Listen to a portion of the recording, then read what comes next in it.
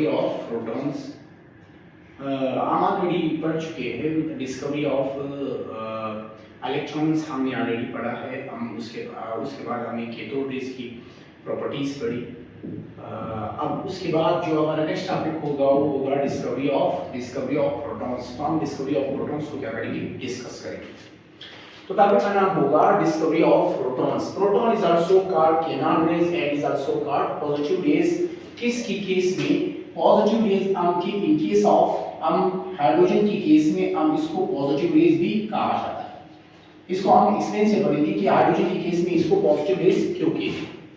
1884 में German physicist जिसका नाम था गोल्डस्टीन, इसने डिस्कवर किया प्रोटॉन्स को और किसके अंदर डिस्चार्ज किया। इस प्रोटॉन्स की डिस्कवरी को हमने कैनन रेज का नाम भी दिया क्योंकि हमने इसको एक कैनन से क्या किया, पास किया। अब सिंपल मैंने डायग्राम यहाँ पे मेंशन किया है। मैंने ग्लास ट्यूब उठाया है और उस ग्लास ट्यूब को कनेक्ट करवाया है किसके साथ, बैटरी के साथ। बैटरी मेरे साथ जो है 5000 वोल्ट से लेकर 10000 वोल्ट तक मेरे साथ क्या है, बैटरी है, जो हाई वोल्टेज बैटरी। अब जो पॉजिटिव टर्मिनल है उसको मैंने एक इलेक्ट्रोड के साथ अटैच किया जिसको मैंने नाम दिया एनोड, और जो नेगेटिव टर्मिनल है उसको मैंने परफोरेटेड कैथोड के साथ क्या अटैच किया है जिसको मैंने कैथोड का नाम दिया। और यहाँ पे एक चेंज ये है कि हमने जो कैथोड रेज की डिस्कवरी की उसमें हमने सिंपल एनोड कैथोड उठाया, लेकिन यहाँ पे हमने परफोरेटेड कैथोड्स उठाया। इस परफोरेटेड कैथोड्स का यहाँ पे जो फायदा होगा वो हम बता देंगे, इसीलिए हमने इस परफोरेटेड जो कैनन है यहाँ पे जो पोर्स है, इसीलिए हम इस रेज को हमने कैनन रेज का नाम भी दिया क्योंकि हमने इस रेज को किस कैनन से पास किया। अब सिंपल में एक ट्यूब उठाया, उस ट्यूब के अंदर उसको मैंने फिल किया किस चीज से, एयर से, या आपने यहाँ पे क्या फिल किया, कोई गैस फिल किया। कोई भी गैस आप यहाँ पे क्या कर सकते हो, फिल कर सकते हो। और इस ट्यूब को मैंने बैटरी के साथ कनेक्ट करवाया। अब सिंपली तौर पर तो ये हो रहा है कि जब मैंने हाई वोल्टेज बैटरी अप्लाई की, कितनी प्रेशर पर, जब अंदर की ट्यूब की जो प्रेशर थी वो कितनी थी, 10 टॉर थी। जब प्रेशर 10 टॉर थी तो उस टाइम जो 10 टॉर पे जब मैंने हाई वोल्टेज बैटरी अप्लाई की तो इस ट्यूब ने मुझे क्या दी, इस ट्यूब ने ग्लो अपीयर की, लेकिन मुझे तो ग्लो नहीं चाहिए। तो मैंने क्या किया, मैंने इस वैक्यूम पंप के जरिए, ये मेरे साथ वैक्यूम पंप है, इस वैक्यूम पंप का काम यही है कि ये प्रेशर को क्या कर रहा है, प्रेशर को रिड्यूस कर रहा है। तो मैंने इस वैक्यूम पंप के जरिए प्रेशर को रिड्यूस किया। कितना रिड्यूस किया, 0.01 टॉर पे लेकर आया। जब मैंने प्रेशर को 0.01 टॉर पे लेकर आया तब मैंने हाई वोल्टेज बैटरी अप्लाई की, तब उसने क्या की, ग्लो जो है मेरे साथ जो ग्लो अपीयर हुई थी वो ग्लो वापस क्या हुई, डिसअपीयर हुई। जब ग्लो डिसअपीयर हुई तो अंदर क्या हुआ, जब कैथोड रेज यहां से निकली, इस कैथोड रेज ने ग्लो तो डिसअपीयर हुई, लेकिन अंदर क्या हुआ, ट्यूब के अंदर क्या हुआ, मैं उस मैकेनिज्म को क्या करूंगा, एक्सप्लेन करूंगा। लेट्स सपोज मैंने एलियम उठाया। एलियम का एटॉमिक नंबर क्या है, एटॉमिक नंबर जिस कॉन्सेप्ट से जाहिर करते हैं number of proton and electron, या नंबर ऑफ प्रोटॉन को हम क्या कहेंगे, एटॉमिक नंबर कहेंगे, वो कितना है, 2 है। और mass number of proton and neutron, number of proton and neutron जो है, number of proton and neutron को हमने नाम दिया मास नंबर, जो कितना है, एलियम का 4 है।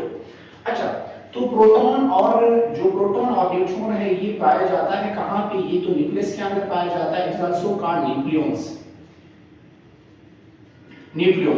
अब इलेक्ट्रॉन जो है वो तो अल्ट्रामोस्ट शेल में, जब कैथोड रेज किसी वायर की जो अल्ट्रामोस्ट शेल के इलेक्ट्रॉन के साथ टकराई तो इसने इलेक्ट्रॉन्स को क्या किया, इसने इलेक्ट्रॉन्स को यहां से निकाला। इलेक्ट्रॉन्स का लोअर शेल से हायर शेल पे जाने के लिए जब एनर्जी एब्जॉर्ब की, मैंने इस प्रोसेस को नाम दिया एक्साइटेशन।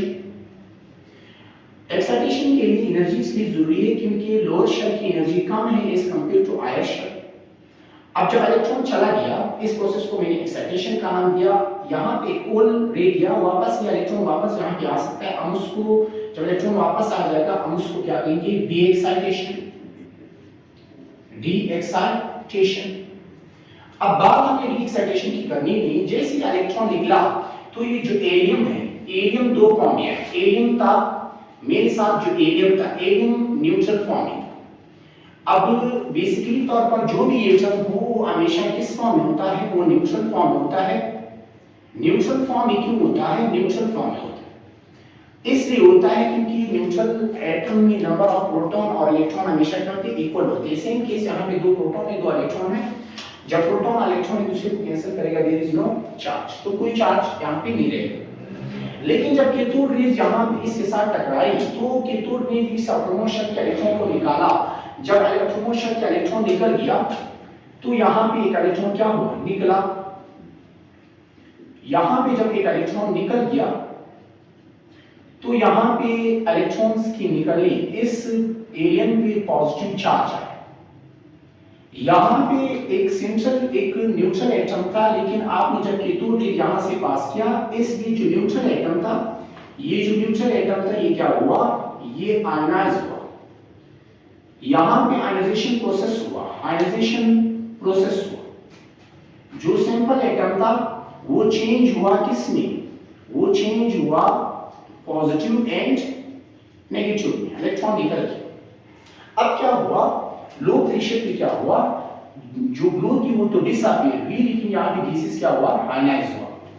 जो कैथोड रेज की डिस्कवरी थी उस टाइम तो मैंने ऑपोजिट्स की एनोड के पीछे क्या लगाया था, एनोड के पीछे एक सब्सटेंस लगाया था जिसको मैंने नाम दिया जिंक सल्फेट। जिंक सल्फेट में ये एबिलिटी थी, जब इसके साथ फास्ट मूविंग पार्टिकल टकराते थे, जब इसके साथ फास्ट मूविंग पार्टिकल टकराते थे तो ये क्या शो करती थी, ये स्पार्क प्रोड्यूस करता था।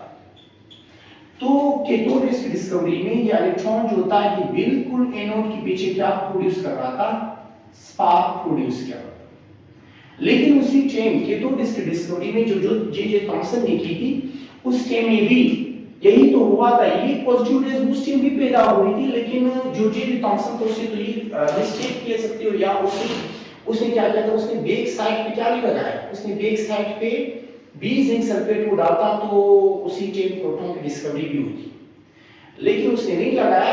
गोल्डस्टीन जब आया उसने बैक साइड पे भी जिंक सल्फेट डाला, तो ग्लो दो साइड, ग्लो एनोड के पीछे भी प्रोड्यूस हो रही थी, ग्लो जो थी वो कैथोड के पीछे भी क्या होती है, स्पार्क या ग्लो कैथोड के पीछे भी प्रोड्यूस हो रही थी। ये जो पॉजिटिव रेज, ये जो पॉजिटिव पार्टिकल यहाँ पे प्रोड्यूस हुए, ये जो पॉजिटिव पार्टिकल ये किस केनाल से पास हुए, इसीलिए और बिल्कुल एक कैथोड के पीछे इसने क्या शो की, इसने स्पार्क शो की। हमने इसको नाम दिया पॉजिटिव रेज, मैंने इसको नाम दिया पॉजिटिव रेज। पॉजिटिव रेज इस केस में कहते हैं जब आपके साथ ट्यूब के अंदर क्या हो, हाइड्रोजन हो। जब हाइड्रोजन हो, हाइड्रोजन आप लोग जानते हैं इसके एटॉमिक नंबर भी 1, मास नंबर भी 1। इट मींस दैट इसमें एक प्रोटॉन है, एक इसमें क्या है, इलेक्ट्रॉन है। जब इलेक्ट्रॉन यहां से निकल गया तो सिर्फ प्रोटॉन रह गया, इसीलिए इस रेज को हम पॉजिटिव रेज भी कह सकते हैं। ये यहाँ पे ये जो पॉजिटिव रेज था उसकी डिस्कवरी ऐसे हुई। जब पॉजिटिव रेज की डिस्कवरी ऐसे हुई तो हमने इस रेज को यही कॉल किया है कि इसको क्या नाम, इसका नाम भी दिया, इसको पॉजिटिव रेज का नाम भी दे दिया। तो इस डिस्कवरी को हमने क्या नाम दिया, इस डिस्कवरी को परफॉर्म किसने किया, गोल्डस्टीन ने ट्यूब उठाया, उस ट्यूब के अंदर एक गैस को फिल किया और उसको आयनाइज किया कैथोड रेज से लो प्रेशर पे, हाई प्रेशर पे उसने ग्लो दी, लेकिन हाई लो प्रेशर पे उसने ग्लो को डिसअपियर किया। और उसकी अपीयरेंस जो ग्लो थी उसको मालूम करने के लिए उसने दोनों साइड पे क्या लगाया, उसने दोनों साइड पे जिंक सल्फेट डाला, तो जो ग्लो थी, जो स्पार्क थी, वो दोनों साइड पे प्रोड्यूस हुई। उसने उस पार्टिकल को क्या नाम दिया, उसने उस पार्टिकल को पॉजिटिव रेज का नाम दिया कि ये बिल्कुल नेगेटिव चार्ज की, नेगेटिव इलेक्ट्रोड के बिल्कुल पीछे प्रोड्यूस हो रहा है।